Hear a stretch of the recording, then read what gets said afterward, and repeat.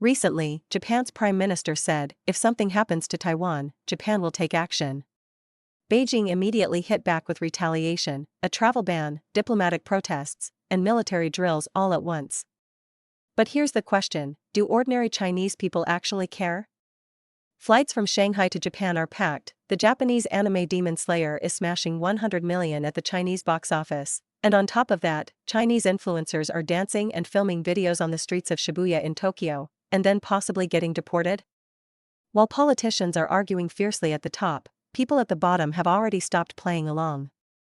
Today, I'll show you what's really happening on the ground, the gap between the government and the people, and this whole wave of you think you can control it, but actually you can't public opinion backlash. Did one sentence from Takaichi Sanai make Beijing explode with rage? Beijing has taken the rare step of issuing a travel warning against Japan, and even sent warships for live-fire drills. So what exactly did Japan say that made Beijing react this strongly? And here's the twist, this diplomatic clash might actually be doing Japan a big favor. How is that possible? We'll walk you through the full story behind this new round of confrontation between China and Japan. Against the backdrop of rising tensions in the Taiwan Strait, Japan's new Prime Minister Takaichi Sanai made a shocking remark during questioning in the Diet. She said that if a conflict breaks out over Taiwan, it would be a threat to Japan's survival. This was not an empty statement. It directly touched the CCP's red line. Because it basically suggests that Japan might invoke its collective self-defense right and potentially step in militarily if war breaks out over Taiwan. And sure enough, just a few days later, Beijing struck back. On the night of November 14, Beijing's Ministry of Foreign Affairs suddenly issued a travel warning for Japan, calling on Chinese citizens to temporarily avoid traveling to Japan, claiming Japan's remarks on Taiwan were a provocation. The next day, Japan's Chief Cabinet Secretary Minoru Kihara responded. He said that this warning was groundless, that Tokyo had already lodged a protest with Beijing, and he stressed that maintaining channels of communication between China and Japan is what really matters. Takaichi herself refused to back down. As early as November 7, she already said, "I will not withdraw that statement." This is a consistent position of the Japanese government. Beijing then further escalated the warning, summoning the Japanese ambassador in China and even hinting, "You will bear the consequences yourselves." Beijing uses economic pressure, yet Japan breathes a sigh of relief? The most direct tool of retaliation is to use Chinese tourists as a weapon. According to reports, 12 airlines including Air China, China Eastern, and China Southern all opened up free refunds and changes for flights to Japan, lasting until the end of the year. On the surface, this is meant to hurt Japan's tourism sector. But in reality, it actually allowed many Japanese cities to breathe easier. Why? Because cities like Kyoto, which are top tourist destinations, have long suffered from overtourism. Crowded public transport, trash problems, complaints from residents, this is all very common. Some commentators even say that China's move this time might actually give Japan a breathing space and quietly help Japan relieve some pressure. Military moves escalate at the same time. Beyond the travel warning, Beijing also announced that from November 17, it would hold 3 days of live-fire drills in the central Yellow Sea. This is not just a simple exercise, it's more of a political signal. Taiwan's presidential office publicly voiced support for Japan, saying that Taiwan and Japan share democratic values and criticizing Beijing for undermining stability in the Indo-Pacific region.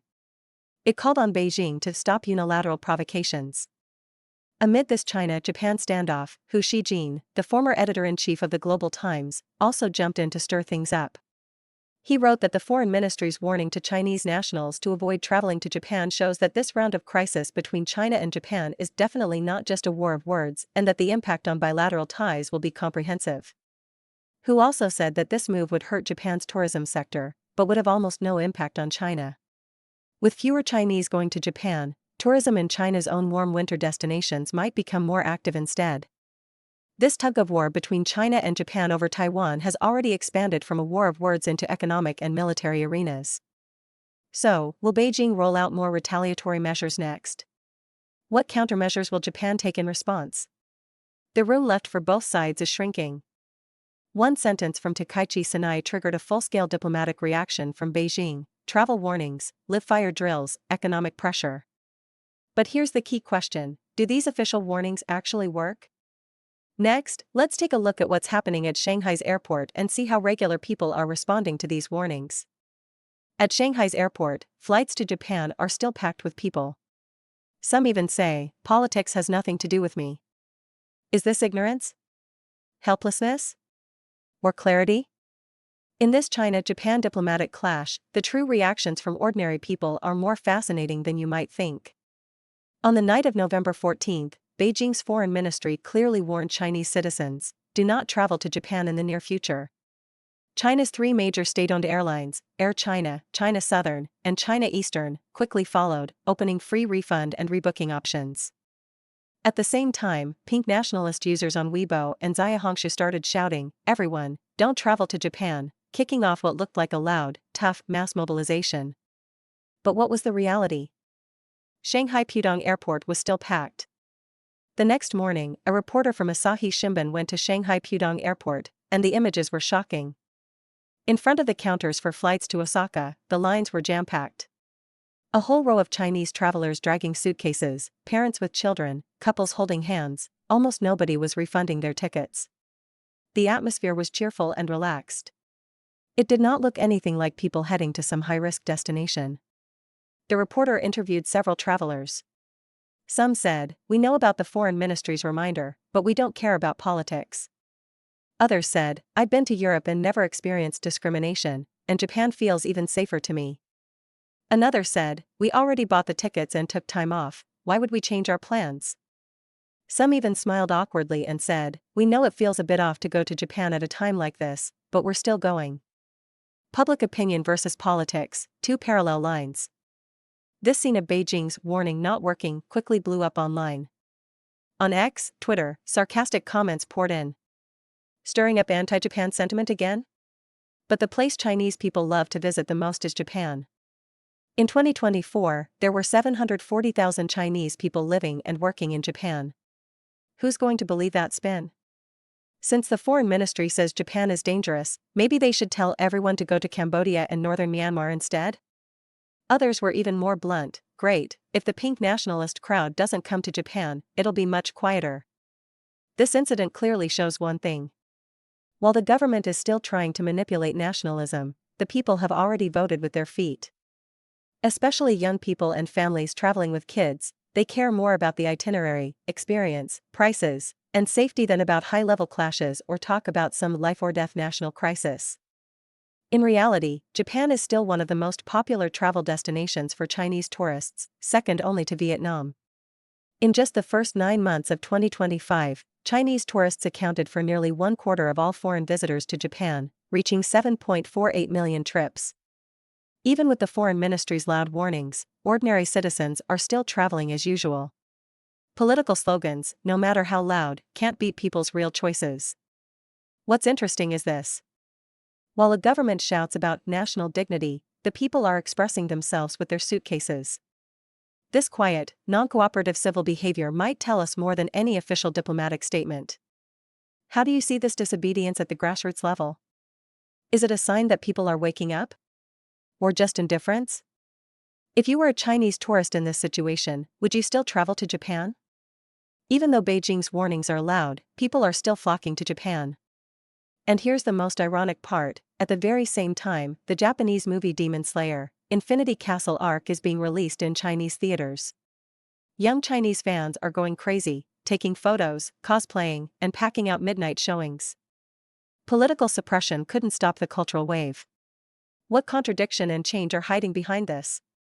One sentence from Japan's Prime Minister Takaichi Sanae enraged Beijing, triggering a full diplomatic showdown, harsh criticism, travel suspensions, summoning ambassadors.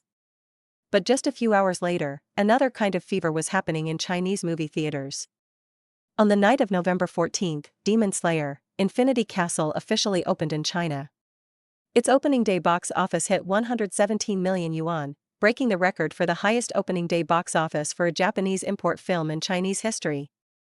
By the afternoon of the 15th, the box office had passed 250 million yuan, firmly holding first place in the rankings. The contrast is truly demon-slaying level shocking. Young people's passion can't be stopped, midnight screenings packed. It wasn't just the numbers that were impressive, the scenes in the theaters were even more striking.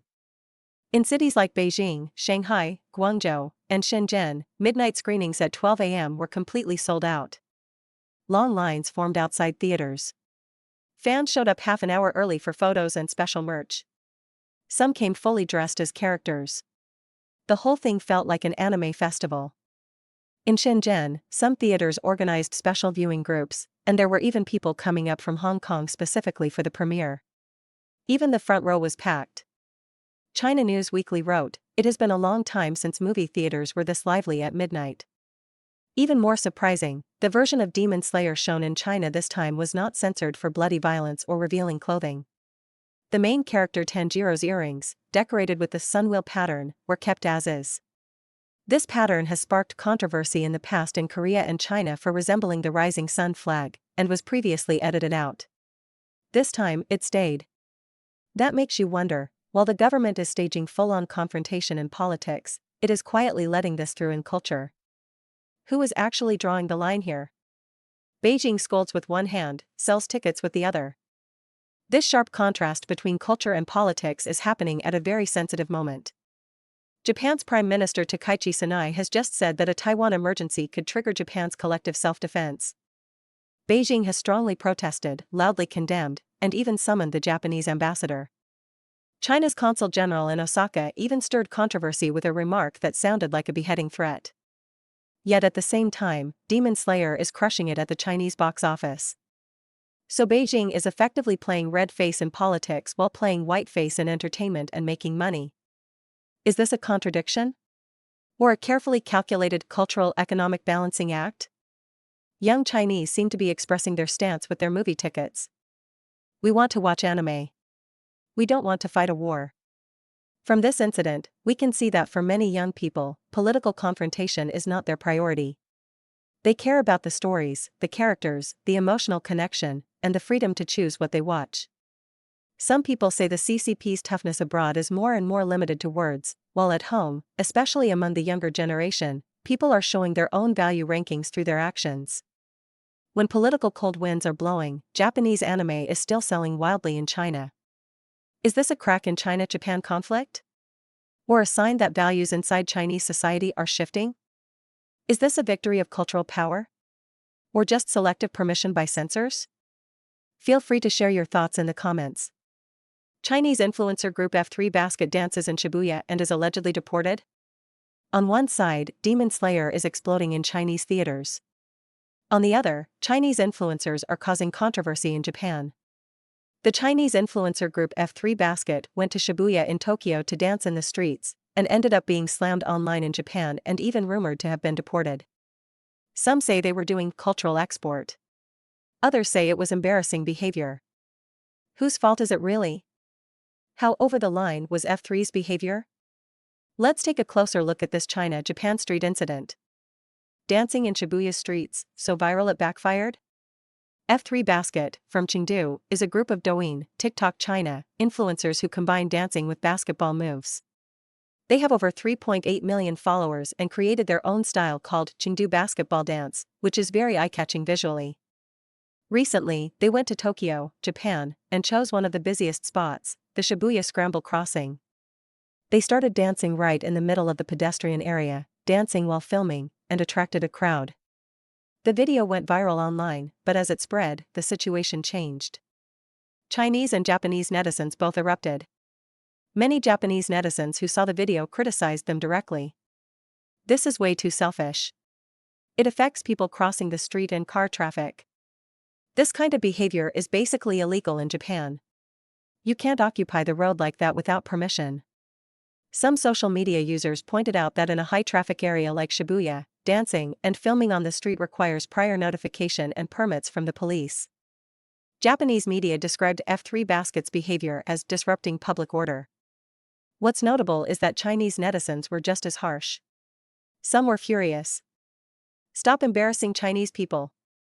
You're blocking other people's sidewalk and still dare to livestream?